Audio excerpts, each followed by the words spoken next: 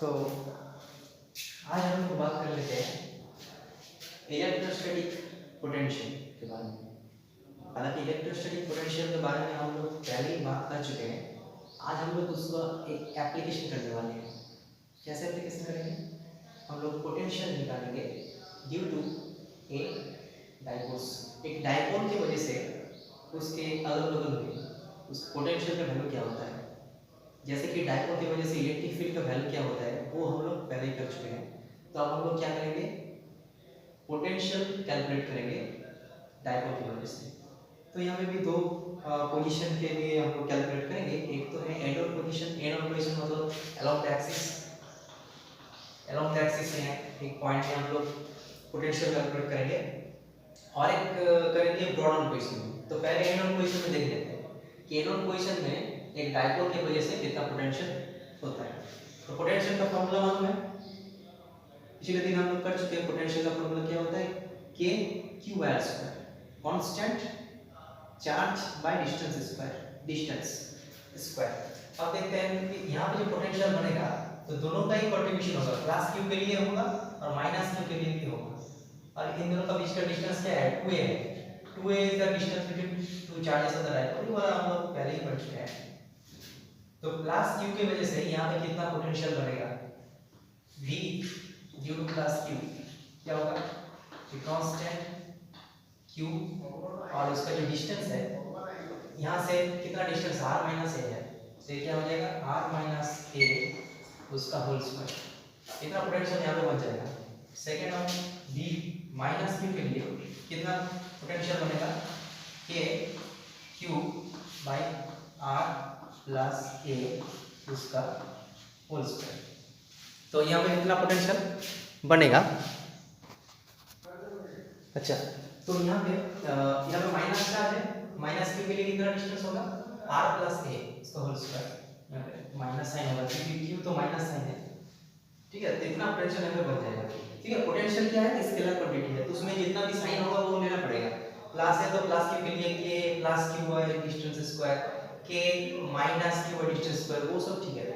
अब एक scalar quantity है पोटेंशियल्स, तो इस स्केलर क्वांटिटी क्या होता है? नॉर्मल ऐड हो जाता है। तो हम लोग टोटल पोटेंशियल कितना है? टोटल पोटेंशियल क्या होगा? प्लस Q के लिए कितना बना प्लस माइनस Q के लिए कितना बना, टोटल पोटेंशियल यहाँ पे मिल जाएगा। यहाँ पे K और Q क्या आ जाएगा? कॉमन में आ जाएगा। दिस प्लस दिस करेंगे तो ये पर माइनस साइन है तो ये कॉमन में आ जाएगा। इसमें क्या हो जाएगा? 1 बाई r माइनस a उसका whole square minus 1 by r plus a उसका होल स्क्वायर। मतलब r प्लस a या r माइनस a इसका होल स्क्वायर। ऐसे हम लोग कर सकते हैं। यहाँ पर माइनस साइन यहाँ पे था तो यहाँ पे प्लस किया तो यहाँ पे माइनस है तो यहाँ पे माइनस आ जाएगा। यहाँ पे हम लोग k और q ले लेंगे और यहाँ पे r माइनस a उसका whole square r plus a उसका होल स्क्वायर। ये वाला एलसीएम हो गया। एलसीएम हो गया तो ऊपर क्या आ जाएगा? ओ सॉरी, यहाँ पे गलत हो गया। एक डिस्टेंस इसका k की बाय डिस्टेंस होता है। सॉरी सॉरी, डिस्टेंस होता है। ठीक है, k क्यू बाय r होता है डिस्टेंस। अच्छा ठीक है, तो इसको करेंगे तो यहाँ पे क्या आ जाएगा? r प्लस a और माइनस साइन r माइनस है तो minus r plus a, r cancel out हो जाएगा। तो यहाँ पे क्या आएगा? k q into 2a और नीचे क्या आ जाएगा? r square minus a square. तो कितना इसका result? k multiply charge multiply by distance है क्या है? डाइपोल मोमेंट है। तो डाइपोल मोमेंट आप यहाँ से लिख सकते हैं। k की जगह लगा 1 बाई 4 पाई एप्सिलॉन 0। ये है डाइपोल मोमेंट p और यहाँ पे हो जाएगा r square minus a square. ये हो गया पोटेंशियल का expression. This is the expression for the potentials at an on position due to dipoles. किसी भी डाइपोल के एन ऑन पोजीशन में इतना पोटेंशियल होगा। Okay, it's a combination of two charges. Okay, so यहाँ पर क्या होगा? दोनों का ही कंट्रीब्यूशन रहेगा, सम करना पड़ेगा। K P by R square minus S square। ये हो गया एन ऑन पोजीशन। आज हम तो फिर ब्रॉड ऑन पोजीशन भी देख लेते हैं। ब्रॉड ऑन पोजीशन में क्या होगा?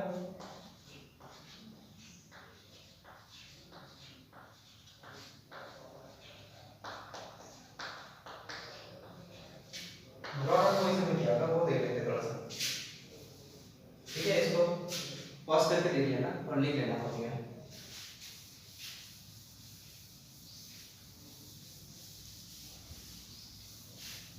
प्रोडक्ट पोजीशन का मतलब क्या होता है? प्रोडक्ट पोजीशन मतलब पहले तो डायपोल ड्रॉ करो, माइनस क्यू प्लस क्यू दोनों का बीच का डिस्टेंस कितना है? 2a। 2a is the distance between two charges of dipoles, ऐसा दिया हुआ है। तो यहाँ पे प्रोडक्ट पोजीशन का मतलब क्या होता है? परपेंडिकुलर जो बाइसेक्टर होता है ए वाला पॉइंट में यहाँ पे इसका एक पोटेंशियल निकालना है। तो इसका डिस्टेंस कितना है? इसका डिस्टेंस r है, स्मॉल r। तो a वाला डिस्टेंस और a वाला डिस्टेंस हम लोगों को चाहिए। इसके a वाला डिस्टेंस कितना होगा? पाइथागोरस थ्योरम से root over r square plus a square होगा। ये भी क्या होगा? Root over r square plus a square होगा। तो यहाँ पे जो पोटेंशियल बनेगा दोनों का ही कुछ ना कुछ कंट्रीब्यूशन रहेगा। इसके लिए कितना कंट्रीब्यूशन होगा? इसके लिए क्या होगा? देखो कांस्टेंट माइनस q चार्ज यहाँ पे और डिस्टेंस क्या है? Root over r square plus a square. ये माइनस चार्ज के लिए, प्लस चार्ज के लिए कितना बनेगा? Potentials k plus q by distance. अब यहाँ पे टोटल नेट पोटेंशियल कितना बनेगा? दोनों को सम करना पड़ेगा। तो v टोटल क्या होगा? v माइनस q के साथ v प्लस q जोड़ देंगे, इसको करेंगे तो क्या हो जाएगा?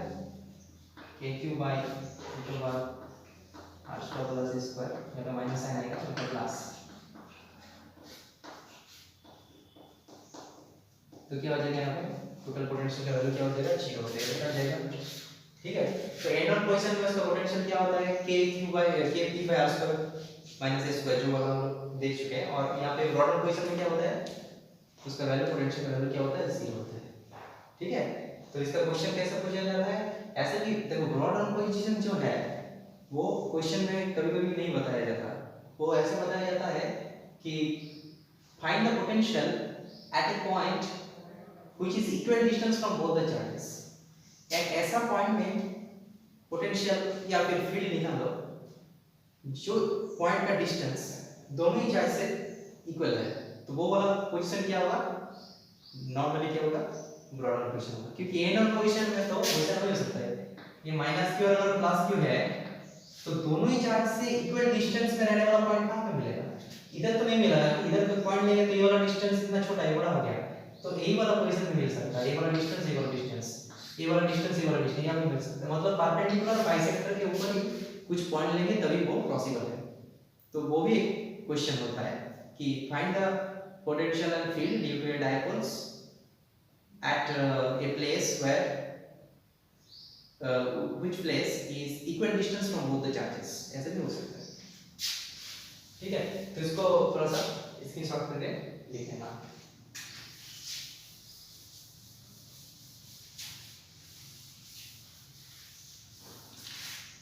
अब हम लोग क्या करते हैं? पोटेंशियल एनर्जी और dipole place in external field. जब हम लोग डायपोल को एक्सटर्नल फील्ड में रखते हैं तो उसके ऊपर क्या लगता है? टॉर्क लगता है। पिछले दिन हम पढ़ चुके हैं। कैसे हम लोग एक डायपोल को रखेंगे तो वो क्या होगा? टॉर्क लगता है। वो टॉर्क क्या करेगा? जो डायपोल है उसको घुमाने की कोशिश करेगा अलोंग द फील्ड के अलोंग उसको रिप्लेस करने की कोशिश करेगा।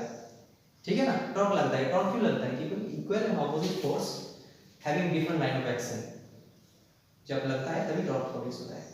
तो अगर ये डायपोल को यहाँ पे रखा हुआ है तो ये वाला जो डायपोल है इस यहाँ पे, तो इसमें इसके ऊपर एक टॉर्क लग रहा है। टॉर्क लग रहा है कि नहीं? वो टॉर्क इसको इधर रोटेट करना चाहते हैं, लेकिन हम लोग बाहर से अगर इसको ऑपोजिट साइड में रोटेट करेंगे तो उसमें कितना वर्क डन करना पड़ेगा। ठीक है, सो work done by external agent to rotate it through and here d theta angle में इसको हम रोटेट करेंगे उल्टा, तो कितना लॉन्ग रन करना पड़ेगा? d डब्ल्यू, छोटा सा लॉन्ग रन करना पड़ेगा। क्या होगा? Tau d theta. Normal case में क्या होता है? फोर्स मल्टीप्लाइड बाय डिस्प्लेसमेंट होता है। यहां पे हमने एंगुलर मोशन पे काम कर रहे हैं तो फोर्स के लिए क्या आ जाएगा? टॉर्क आ जाएगा और डिस्प्लेसमेंट मिलेगा क्या? एंगुलर डिस्प्लेसमेंट आ जाएगा। टॉर्क का वैल्यू कितना होता है? t sin theta. पिछले दिन हम पढ़ चुके हैं। तो p sin theta multiplied by d theta, ये वाला हो गया वर्क डन। अब थोड़ा सा इसको रोटेट करने के लिए इतना वर्क डन करना पड़ेगा, तो टोटल वर्क डन कितना होगा? So total work done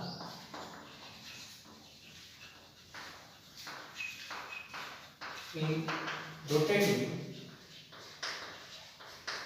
dipole from theta 1 plus two theta 2, मतलब मान लेते वो इनिशियली 30 डिग्री पे था, उसको रोटेट करके 60 डिग्री बनाएंगे तो कितना काम करना पड़ेगा, तो वही हम लोग निकाल रहे हैं। तो टोटल वर्क डन कितना होगा, यहाँ से यहाँ करते हैं W external to move it from theta 1 to theta 2, क्या करना पड़ेगा? p e sin theta d theta कितना काम करना पड़ेगा, इसको इंटीग्रेट करना पड़ेगा थीटा 1 से थीटा 2। ये वाला क्या है, वर्क डन एक छोटा सा वर्क डन है, तो थीटा 1 से थीटा 2 लेकर हम जाएंगे तो उसको क्या करना पड़ेगा, थीटा 1 से लेके थीटा 2 तक उसको इंटीग्रेट करना पड़ेगा। इसको इंटीग्रेशन करने से क्या होगा, p sin थीटा का इंटीग्रेशन क्या होता है पता है, cos थीटा होता है, माइनस cos थीटा होता है, तो माइनस साइन यहाँ पे आ जाएगा और यहाँ पे लिमिट बैठ जाएगा थीटा 1 थीटा 2। अब यहाँ पे माइनस p, एक बार थीटा 2 बैठाएंगे थीटा की जगह तो क्या हो जाएगा, cos theta 2 minus cos theta 1। यहाँ पे हम लोग थोड़ा सा माइनस को ये में कर देते हैं तो p e रहेगा cos theta 1 minus cos theta 2। सो ये हो गया डबल एक्सटर्नल थीटा 1 थीटा 2। अब जो डबल एक्सटर्नल थीटा 1 थीटा 2 है उसका मतलब क्या है, होता है चेंज इन एनर्जी। बाहर से जब हम लोग कुछ काम करते हैं सिस्टम के ऊपर तो सिस्टम की एनर्जी में कुछ चेंज आता है, लेकिन हम लोग जो काम कर रहे हैं इतना धीरे धीरे करेंगे, काम स्लोली करेंगे यूनिफॉर्म वेलोसिटी में, ताकि उसका काइनेटिक एनर्जी में कोई चेंज ना आए। जो भी हम लोग काम करेंगे पूरा पूरी क्या हो जाएगा, उसका पोटेंशियल एनर्जी में चेंज आएगा। तो यहाँ पे हम लोग लिख सकते हैं double external theta 1 theta 2 equals to u2 minus u1, u theta 2 minus u theta 1 लिख सकते हैं। थीटा 1 पोजीशन में पोटेंशियल एनर्जी से थीटा 2 पोजीशन में पोटेंशियल एनर्जी चेंज हो गया, कितना चेंज हो गया, delta u is equal to work done. तो हम लिख सकते हैं पहले पिछले दिन के जो कॉन्सेप्ट है वही हम लोग लिख सकते हैं, work done is equal to change in energy.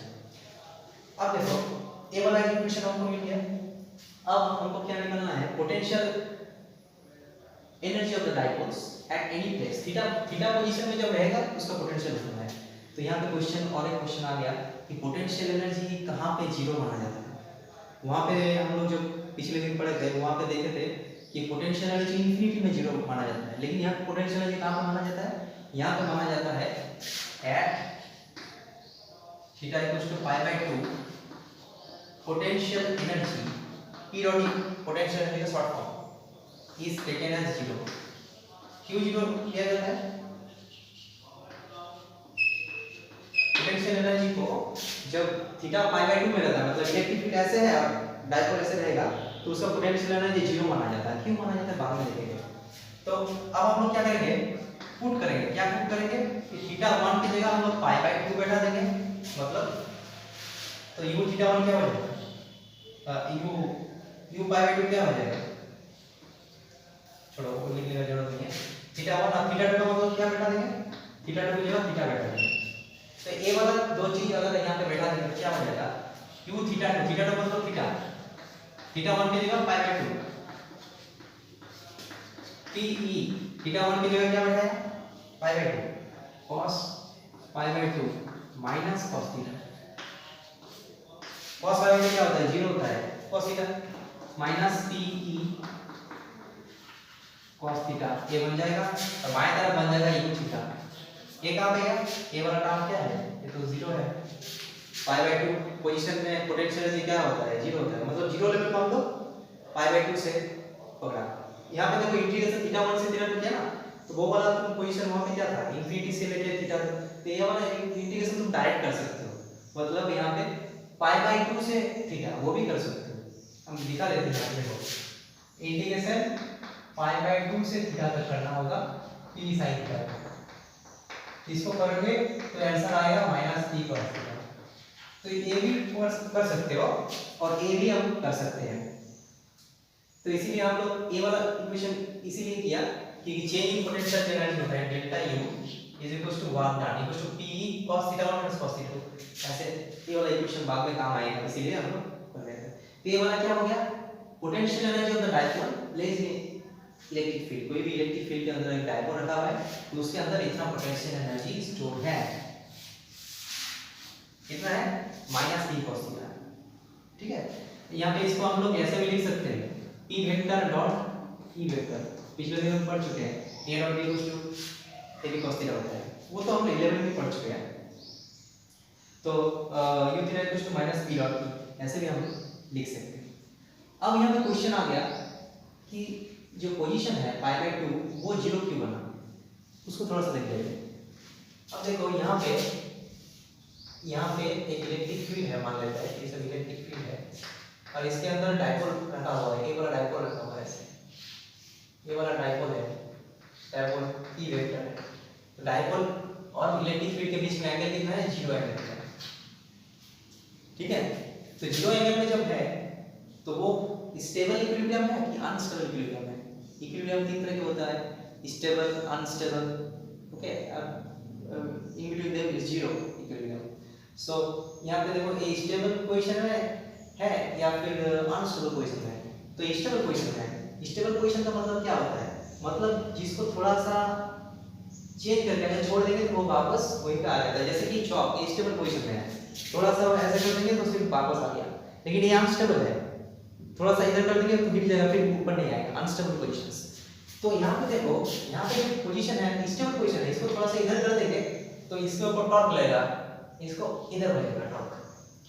लेकिन अगर इलेक्ट्रिक फील्ड इधर है और डायपोल इधर है तो इसमें क्या हो जाएगा, इसमें टॉर्क लगेगा तो घूम जाएगा। इसको थोड़ा सा इधर कर देंगे तो इसके ऊपर बहुत इधर फोर्स लगेगा, इधर फोर्स लगेगा, माने इसको मतलब टॉर्क लगेगा वो ऐसे घूम जाएगा। मतलब ये अनस्टेबल कॉन्फिगरेशन है, मतलब थीटा जब पाई है 180 डिग्री है 180 डिग्री, तो अनस्टेबल कॉन्फिगरेशन है, अनस्टेबल कॉन्फिगरेशन। और हम लोग को मालूम है कि पोटेंशियल एनर्जी मिनिमम होना चाहते हैं, जो भी सिस्टम है दुनिया का, जो भी सिस्टम है सब चाहते हैं कि पोटेंशियल एनर्जी मिनिमम रहे, स्टेबल पोजीशंस। तो ये वाला स्टेबल पोजीशन है, स्टेबल पोजीशन के लिए पोटेंशियल एनर्जी क्या होना चाहिए, मिनिमम होना चाहिए। इसमें क्या होना चाहिए, मैक्सिमम होना चाहिए। पोटेंशियल एनर्जी जितना ज्यादा होगा उतना ही अनस्टेबल होगा। तो यहाँ पे मिनिमम होगा, यहाँ पे मैक्सिमम होगा। तो 0 कहाँ पे होगा, थीटा इक्वल टू 0 पे मिनिमम, थीटा इक्वल टू पाई पे मैक्सिमम। तो पोटेंशियल एनर्जी का वैल्यू 0 कब होगा, जब थीटा इक्वल टू क्या होगा, पाई पे। इन दोनों का बीच का कुछ एंगल होगा जहाँ पे 0 होगा। मिनिमम मतलब 0 नहीं, मिनिमम मतलब माइनस भी हो सकता है। तो इसमें मिनिमम वैल्यू -5 और मैक्सिमम वैल्यू +5, तो 0 कहाँ पे होगा, दोनों के बीच में होगा π/2 में। इसीलिए हम लोग π/2 का पोजीशन 0 पोटेंशियल वाला पोजीशन हम लोग बोला। ठीक है,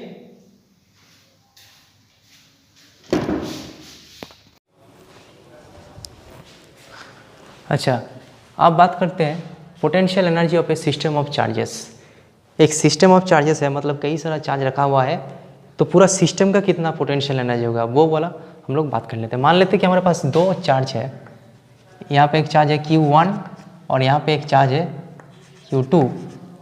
ठीक है, और दोनों का बीच का डिस्टेंस कितना है, मान लेते हैं कि R12।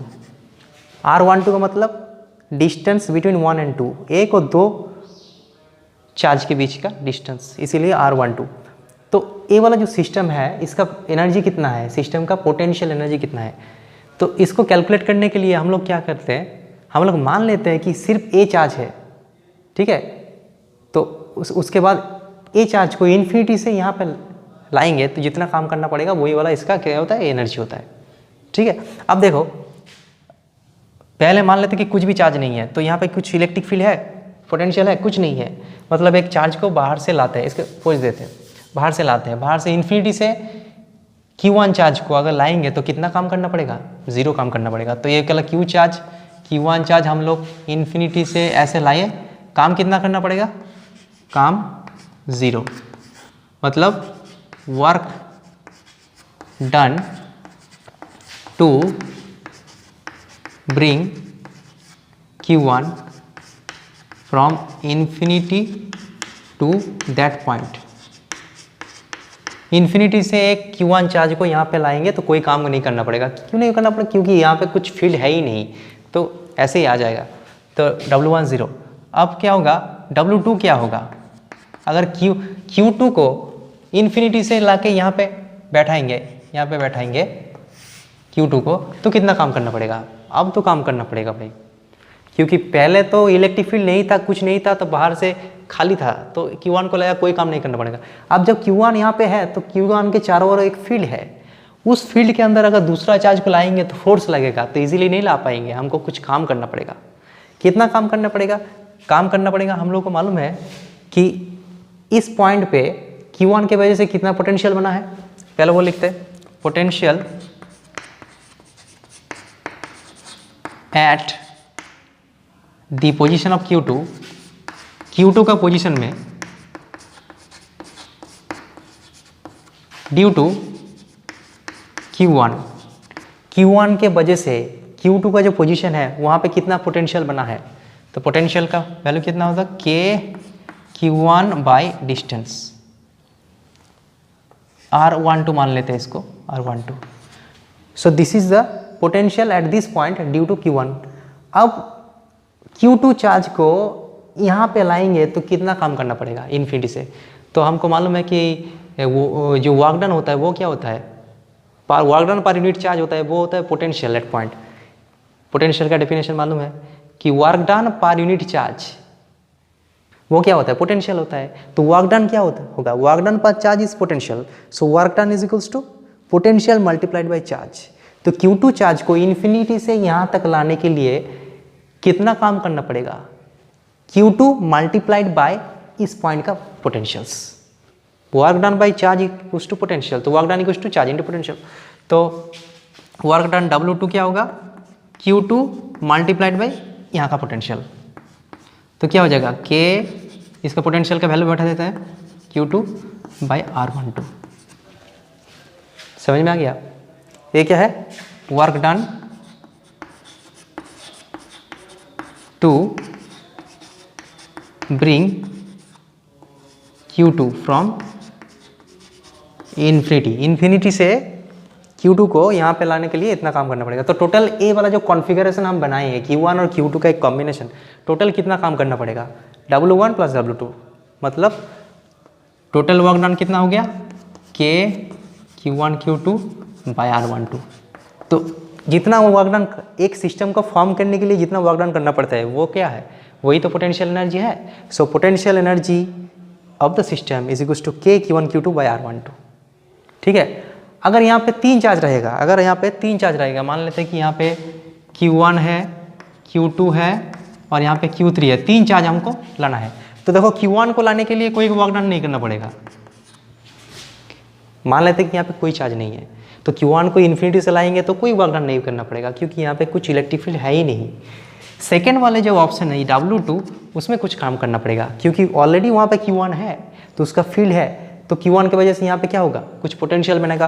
तो क्या पोटेंशियल बनेगा, यहाँ पे चार्ज मल्टीप्लाइड बाय पोटेंशियल, तो क्या होगा, Q1 बाई R12 डिस्टेंस है, तो कितना हो गया, Q1 Q2 बाई R12। अच्छा, W3 क्या होगा, थर्ड चार्ज को यहाँ पे लाएंगे तो कितना काम करना पड़ेगा, जब थर्ड चार्ज को लाएंगे तो काम करना पड़ेगा, क्योंकि ऑलरेडी वहाँ पे Q1 और Q2 ऑलरेडी वहाँ पे बैठे हुए हैं, मतलब Q1 और Q2 इस जगह पे दोनों ही मिला के कुछ पोटेंशियल बना रहे हैं। तो यहाँ पे कितना पोटेंशियल होगा, चार्ज 3 इंटू यहाँ का पोटेंशियल, तो दोनों के लिए कुछ ना कुछ पोटेंशियल होगा, ए हो गया R13, ए हो गया R23, तो क्या हो जाएगा Q2 इंटू K, यहाँ पे पोटेंशियल निकालना है इसके वजह से, तो Q1 by R13 plus Q2 by R23, sorry, तो इन दोनों को मिला के क्या हो जाएगा, Q1 Q3 by R13 plus Q2 Q3 by R23, ऐसे।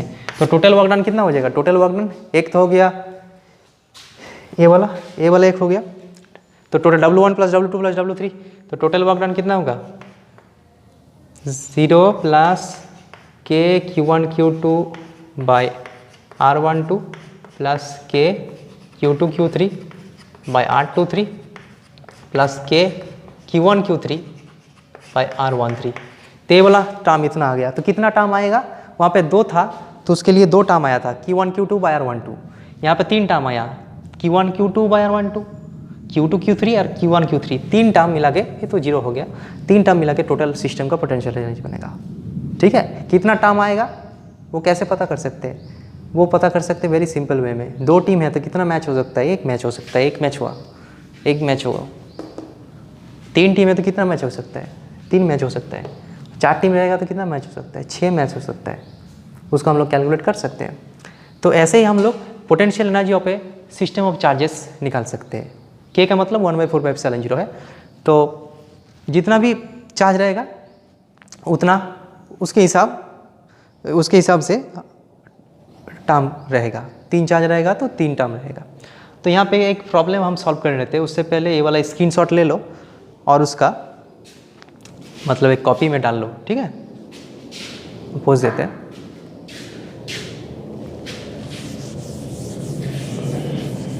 अब देखो वहाँ पे एक प्रॉब्लम है कि एक स्क्वायर है हमारे पास, स्क्वायर जिसका साइड कितना है, a है।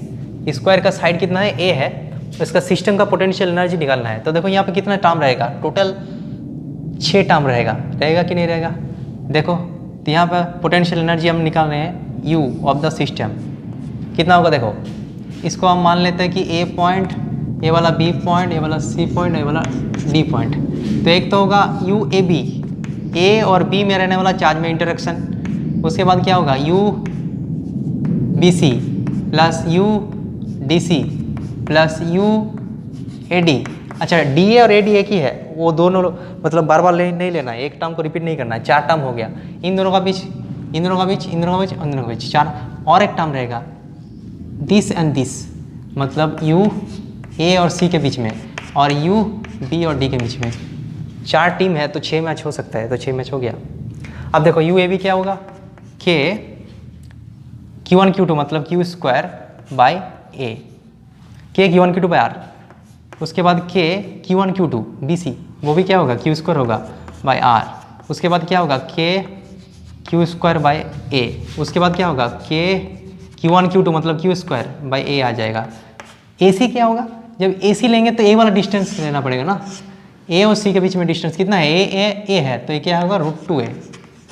तो इसमें क्या हो जाएगा, k Q1 Q2 मतलब Q स्क्वायर बाई √2a। यहाँ पे हो जाएगा k Q square by √2a।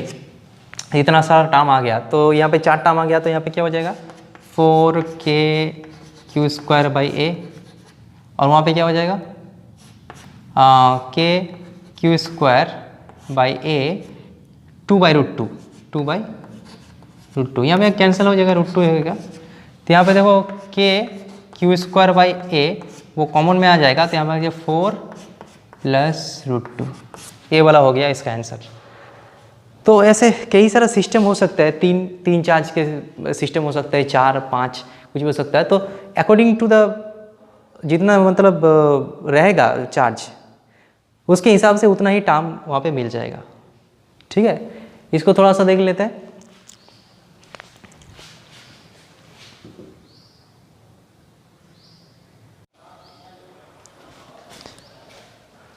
अच्छा, अब हम लोग बात करते हैं इक्विपोटेंशियल सरफेस के बारे में। एज द नेम इंडिकेट्स, जैसा कि नाम से ही पता चलता है इक्विपोटेंशियल्स मतलब हर जगह पे पोटेंशियल सेम होना चाहिए।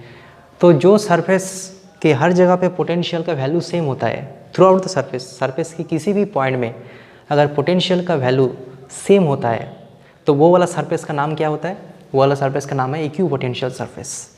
इक्विपोटेंशियल सरफेस का प्रॉपर्टी क्वेश्चन आता है एग्जाम में, तो उसका 2 प्रॉपर्टी है इंपॉर्टेंट प्रॉपर्टी। एक तो है potential is same everywhere, definition से ही पता चलता है। और नंबर 2 क्या है, electric field is perpendicular to the surface. Equipotential surface से इलेक्ट्रिक फील्ड ऑलवेज क्या होता है, परपेंडिकुलर होता है। तो ये वाला प्रॉपर्टी बहुत ही इंपॉर्टेंट है और इसको हम लोग प्रूव करेंगे। इसको क्या करेंगे, प्रूव करेंगे। तो देखते हैं, मान लेते हैं कि यहाँ पे हमारे पास एक सरफेस है, इक्विपोटेंशियल सरफेस है। This is a equipotential surface.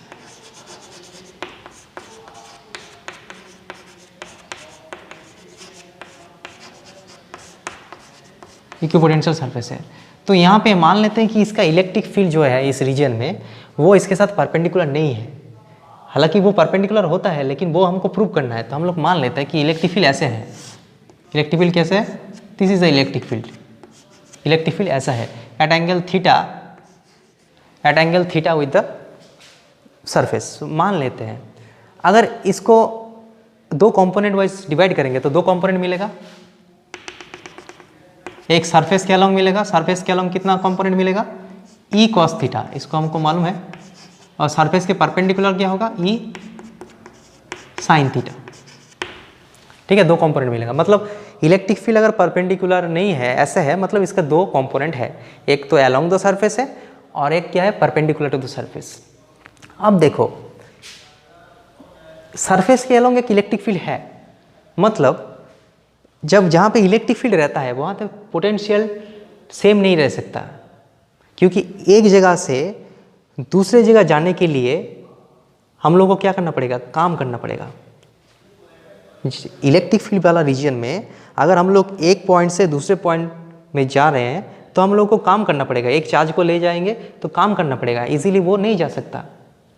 ठीक है, तो यहाँ पे लिख सकते हैं कि we have to do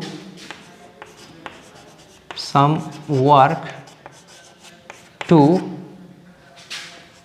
move a charge, test charge लिख सकते हो, फ्रॉम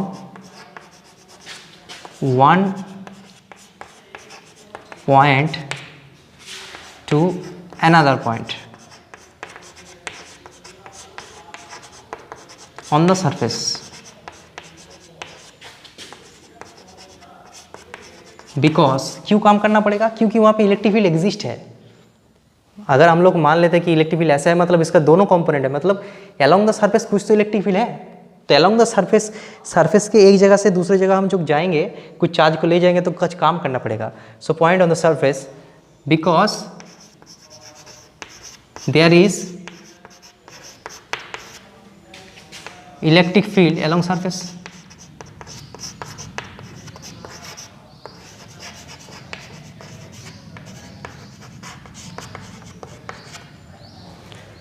तो अगर हम लोग को काम करना पड़ेगा तो पोटेंशियल डिफरेंस हो जाएगा, क्योंकि हम लोग को मालूम है कि पोटेंशियल डिफरेंस का फॉर्मूला क्या है? Potential difference delta V is equal to क्या होता है? W external by unit charge.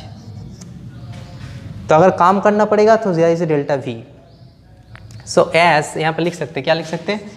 S W external not equal to zero, so delta V is not equal to zero. अगर हम लोग को काम करना पड़ रहा है मतलब डेल्टा वी भी जीरो नहीं है, मतलब एक जगह से दूसरी जगह में क्या है? पोटेंशियल का डिफरेंस है, इसीलिए तो काम करना पड़ेगा। तो delta V not equal to zero, W external not equal to zero होगा तो डेल्टा वी भी नॉट इक्वल टू जीरो होगा। तो delta V not equal to zero अगर होगा, दिस वायलेट्स द डेफिनेशंस। ये तो इक्विपोटेंशियल सरफेस है, मतलब सरफेस में पोटेंशियल डिफरेंस होना ही नहीं चाहिए। So our assumption is wrong, so this is not possible.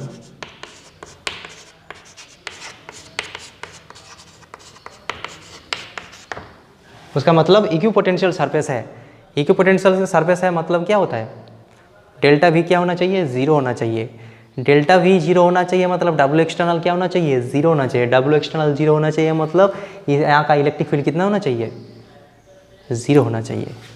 सो यहाँ पे हम लिख सकते हैं, क्या लिख सकते हैं? As it is equipotential surface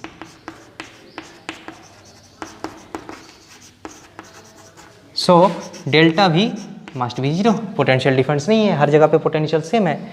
उसका मतलब W external zero, W external zero मतलब E cos theta must be zero.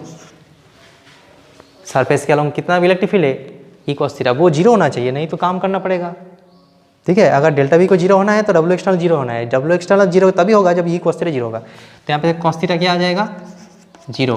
So theta क्या आ जाएगा? π/2। मतलब